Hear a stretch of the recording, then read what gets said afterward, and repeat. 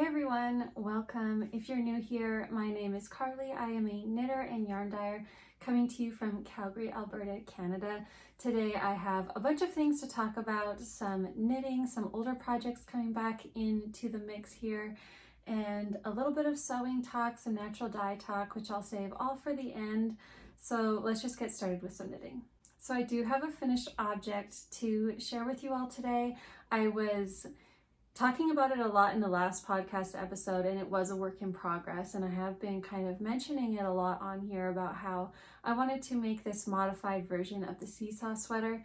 So I finally got it done. I am wearing it, and this is the Seasaw sweater by Victoria Chaplina, and I did modify it so it is supposed to have a 1x1 ribbed neckline and long sleeves. So I did use a cotton linen blend drops Belle in the color black to make it more appropriate for a summer tee, and then of course I shortened the sleeves and changed the neckline and cropped it a little bit just to make it feel a bit more summery and appropriate for high-waisted skirts, high-waisted pants, some flowy pants, and I think it turned out really well. So let me show you how this shirt looks. So I'm just wearing it with a self-drafted like long tiered skirt right now, which is high-waisted, and I think it's a really nice fit because it kind of cinches in naturally where this lace bit is, and it's right at my natural waist, so it's a nice shape I think to pair with this skirt. And for the neckline, I was a little unsure what I was going to do on the last episode, and I was asking all of your opinions, and I got a lot of great suggestions. And I think I'm going to use some of them in the future because I would like to knit this again. But what I ended up doing is doing a purl row, an eyelet row, and then another purl row, and then just maybe like 4 or 5 rounds of stockinette. And I think it looks really good. I'm really happy with how it turned out. And the neckline was actually inspired by Nora from aka Nora Knits, because she recently knit up a sweater. Which sweater? It's a really popular one by Kudo Vikika. Oh my goodness, the name is escaping me, but I'm sure a lot of you watch Nora from Nora Knits, and she modified the neckline for hers because she was doing a more summery version of her sweater, and I believe she did something very similar, if not exactly this. And I had watched that episode a few days prior to doing this on the neckline, and it kind of popped into my head when it was time for me to finally tackle the neckline, and I thought, yes, some eyelets and a little rolled neck would look really good. So yeah, thanks to Nora for inspiring me to doing that neckline there.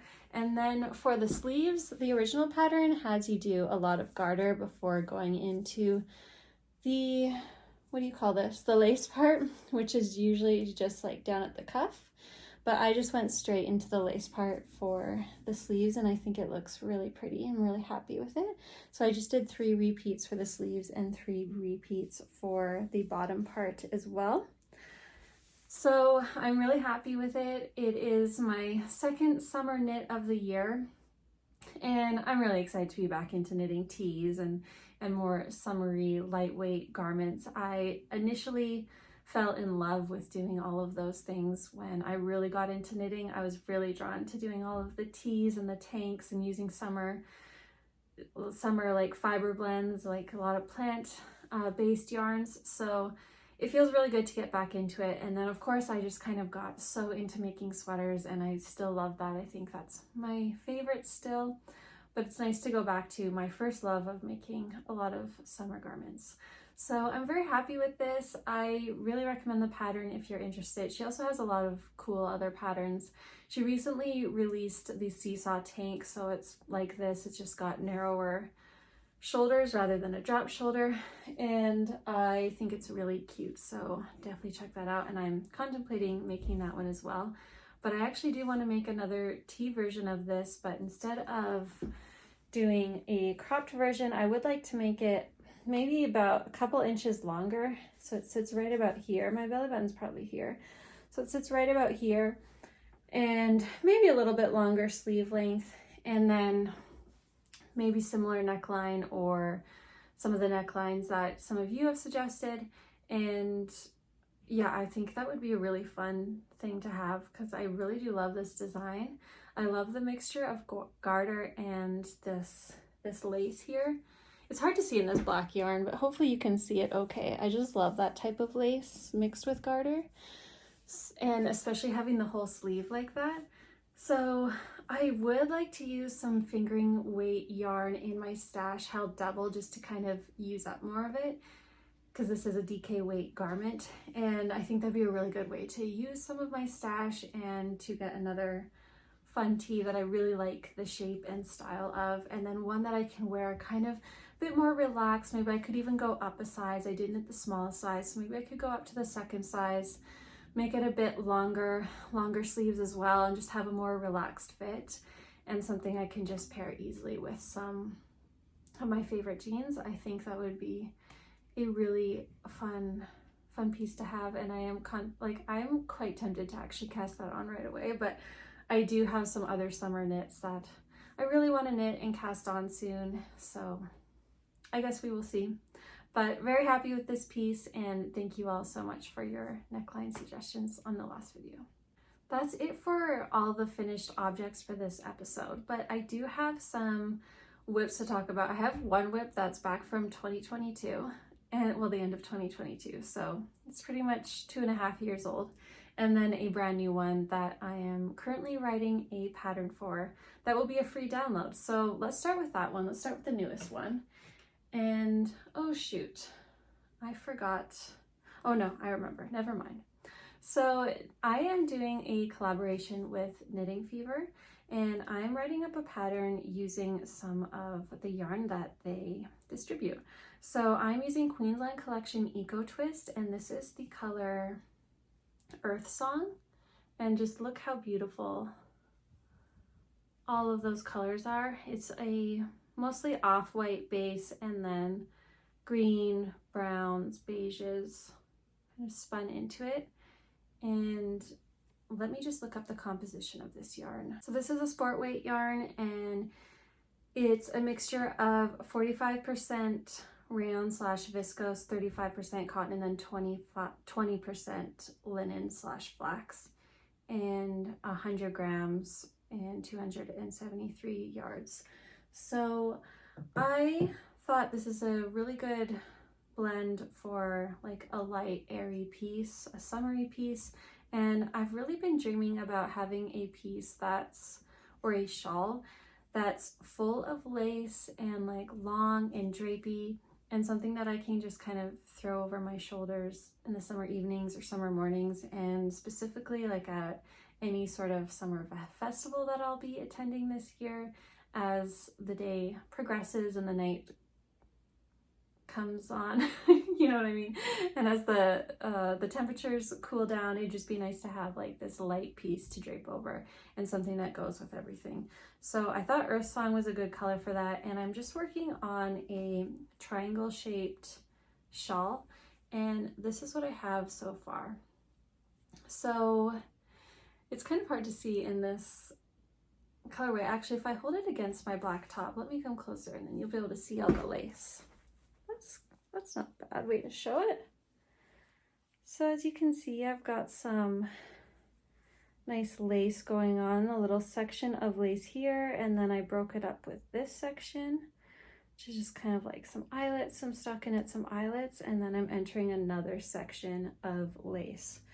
And I might rip back a little bit and do the same section of lace. I'm not entirely sure yet, but so far I'm happy with it. I think it looks really pretty, and it will go with so many things in my wardrobe, and it'll just be nice to have draped over my shoulders in the summertime. And here's a little preview of what it'll look like. I usually wear my shawls the other way, but if I do want to wear it kind of forward and then, you know, the two end pieces wrapped around, this is kind of what it would look like, and I'm really happy with it. I think it's going to be a piece that I wear a lot, and then obviously I can transition this well into fall and winter too, and just kind of wrap it around my neck a little bit tighter in the winter seasons. And that's something I've been really focusing on lately, is just making pieces that are good in most seasons. So where I'm from, so Alberta, it's all 4 seasons, really cold winters, really cold winter days, and then sometimes really warm winter days, and then it can be a really hot summer, sometimes a cooler summer. It's all over the map. We're close to the mountains. It's just, you never know really what's going to happen. So I like to have pieces that I can transition from each season, and especially since each season can be so different as well. And like spring, you can have a really hot day and the next day it'd be freezing cold or snowing. So I'm really trying to just have a wardrobe where it's not so strictly like one season or hot weather wear and then cold weather wear. It's nice to have pieces that I can just like keep all in my closet and use all year round. Of course, like some of my thicker sweaters I'm not going to touch in the summertime. But for pieces like this, I can use all year round. And a lot of the tanks that I've been making, I'm trying to make them a tank that I can wear on its own in the summertime and then also layer it in the wintertime with a blouse underneath or just like a plain white tee or a plain black tee. And I feel really good about that. It's just like, makes me feel so good knowing that I'm getting so much wear out of these pieces and that they're so versatile. So anyway, long rant, but that's kind of my focus behind a lot of knitwear lately. This top, unfortunately, I think this will be mostly a summer, like a spring summer top. I think I'm mostly gonna wear this with a high-waisted skirt and like one pair of my high-waisted jeans, it'll work. But it's a little bit too cropped, I think, for most of my jeans that I'd be wearing in the winter time. So I don't see myself wearing this too much, but that's all right. Again, my second version of it, if I do make it, will be a bigger top and I would be able to wear that all year round. Anyways, so I've been having a lot of fun with this. I've kind of hit a spot where I think my numbers are off. I think I missed a couple of stitches or added too many. Anyways, I might have to rip back and figure some stuff out, but I'm really liking the direction that I'm going with this. It's kind of exactly what I had in mind and what I wanted. And again, this will be a free Ravelry download when I'm done writing the pattern, and I'm hoping for the pattern to be done around summer solstice time, because I think this will be, I have to check all of the other pattern names on Ravelry still, but I would like to call this like the summer solstice shawl or something like that. So I think the release date will be around summer solstice, so June 20th, June 21st-ish. And yeah, I think that'll be a nice summer solstice piece. A nice piece to remind me of summer solstice. I always like to have a campfire on summer solstice out at my parents' property out in the country and just enjoy the long day, the long length of daylight, and have a nice fire, watch the sunset, and it's always setting on the field in front of us, and most of the time it's wheat or peas, and it's just so beautiful. So, and this year will be full of wheat, and that time of year it's a really beautiful green color, and the sunset just looks so beautiful. And then past the wheat you have the Rocky Mountains, so it's just a really picturesque, beautiful spot to celebrate summer solstice. My sister and I always love to do that. So I'm hoping to do that this year, and hopefully I'll be done my shawl. Well, no, I will be. If I'm planning on releasing the pattern around that time, then my shawl will be done. And I can wear that by the campfire that day if it's not too hot. So that was kind of my thought behind this shawl. Perfect campfire shawl, perfect festival shawl. You can dress it up, you can dress it down. It's nice and airy. So yeah, that's that. And hopefully I'll have a lot more progress on the next episode, because I do want this done, like I said, around June 20th-ish. So I do have to get going on that. And I would like it to be like big enough to have over my shoulders, but yeah, we'll see how much knitting I can get done in that time. Okay, this next piece that I've been working on lately, it has not been shown on this podcast since probably a year ago. And like I said, I cast this on December 25th, so Christmas Day 2022. So that's about 2.5 years ago.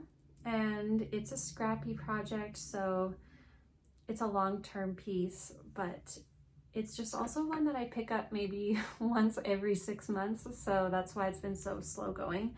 But the last few days I got quite a bit of progress on it because I just finished this top and I didn't really know where to go from there. Of course I have some other summer knits that I really want to cast on, but I didn't fully feel like casting on a whole new project, and I didn't feel like working on my other whips at the moment that I have on my needles that are more geared toward like fall and winter, which is just a colorwork sweater and then a pair of colorwork socks. So I didn't feel like working on those, and I didn't want to cast on a new project right away. I just kind of wanted to pick up something and knit. And this was perfect because it kind of felt brand new, but it was already started. I just had to pick it up. It felt brand new because it had been almost a year since I worked on it. This is the Calico Quilt Shawl by Samantha Troia, and it's meant for a Advent. So it's 24 days of knitting, and this is what I have so far. So this strip here is the bottom edge of the shawl. It's quite a big shawl. I'm doing it in DK weight, and I think the pattern calls for fingering weight. So how am I gonna do this? Here we go. This is what we have so far. So I'm currently on the second row. The bottom row has 11 triangles. The second row will have 9. Last time I shared this, I had this one added, and then this one was like half done. So I recently just added this one and this one, and I've just picked up the corner for this other one here that will join this pinkish one to the side of this new one. There you go, you can kind of see where it's going. So this one, yeah, like I said, it calls for fingering weight, but for a scrappy project, I thought DK weight would be better because then I can use more yarn. I can use my DK weight scraps and then also my fingering weight scraps held double, and I could just get through more yarn. I have a lot of scraps and just, well, I guess not a whole lot. It's about a bag like this big and it's full, but there's, yeah, I guess that is quite a lot of scraps. So I'm just picking away at it. Right now I'm adding in this color. This is some naturally dyed yarn that I dyed, I don't know, 3 years ago. It's just a DK weight, I think it's a superwash yarn. And I dyed it with a bunch of stuff, some tea, some hollyhock, some coffee, a bit of everything. And I already have a triangle. It was actually the first triangle that I did. Looks pretty cool. That was my first one that I cast on that Christmas day 2.5 years ago. And so that's what will be in this section here. And yeah, it's just been, oh, I think I've been showing you the wrong side. I have been. Here's the right side. This line here is not great. I was kind of messy with picking it up. I don't know why. I don't know.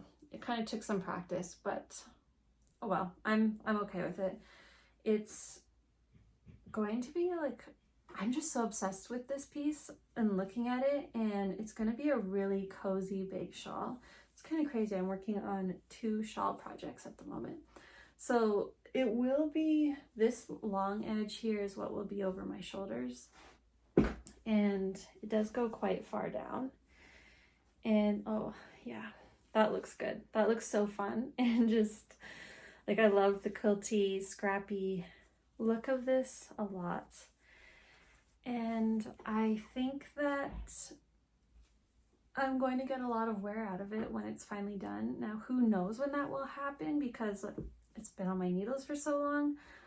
But I was thinking, and I've said this before, I know, on the podcast, but even if I just dedicated like every Monday or every Friday or whatever, pick a day of the week and just do 1 triangle, that wouldn't be too bad. The triangles do take me a really long time. That's the only issue, is that I usually don't like to do it all in one sitting. It usually takes me like 2 days to get one done because I don't like working on it on its own, like just the triangle in one sitting or in one day. It just kind of bores me a little bit. So that's why it takes me so long.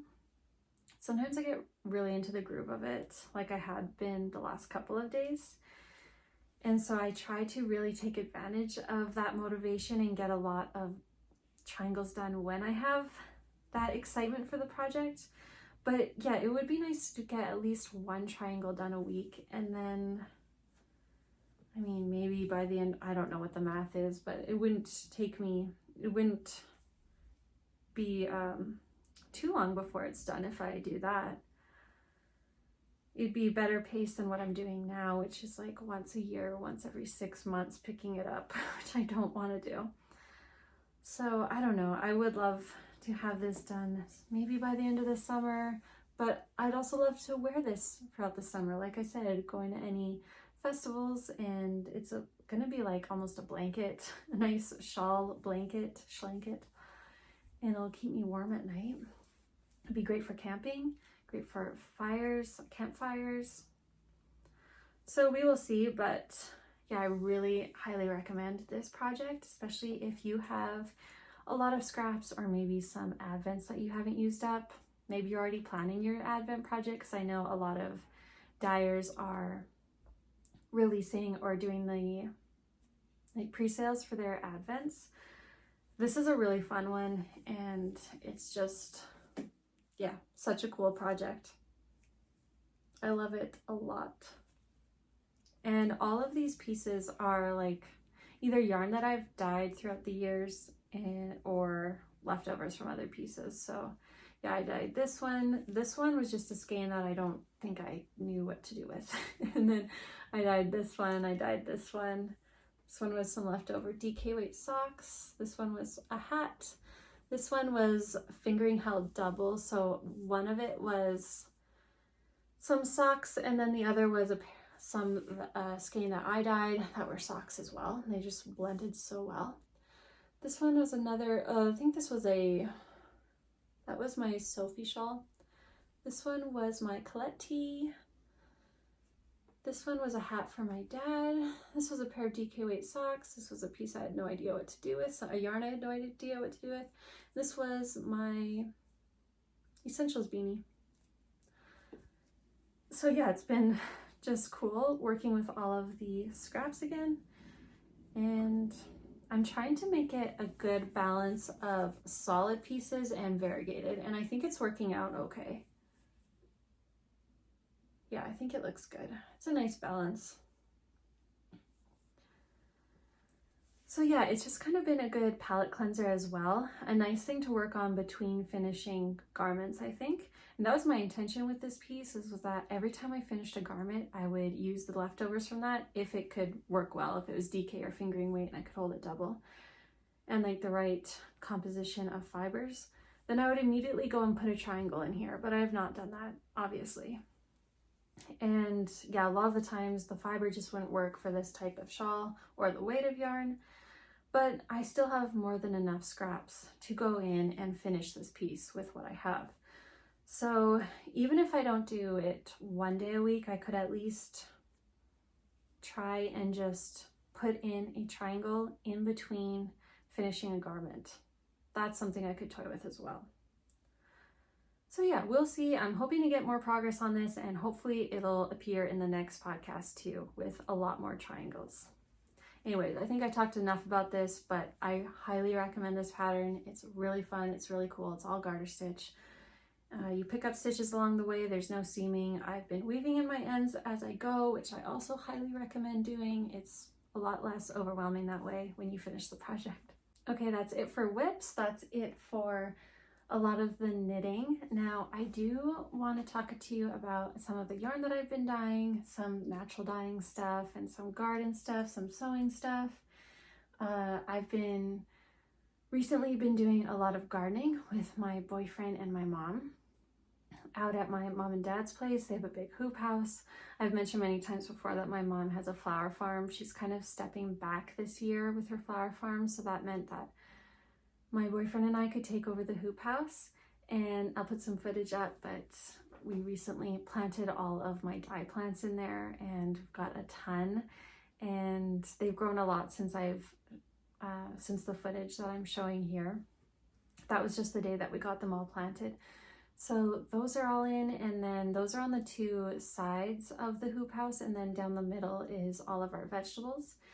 And we will run out of space for our vegetables in the hoop house, so then we're doing a lot more vegetables outside of the hoop house, just in the outdoor garden area. And it's going to be really fun. So I'm growing a lot of marigolds, a lot of coreopsis, some hollyhocks. I think I have coreopsis, hollyhocks, marigolds, amaranth. I believe that's most of my dye plants there. And that will be most of my dye material for next year, which I'm just so excited about. And then as far as vegetables, what we have planted so far is we have some corn which didn't take well.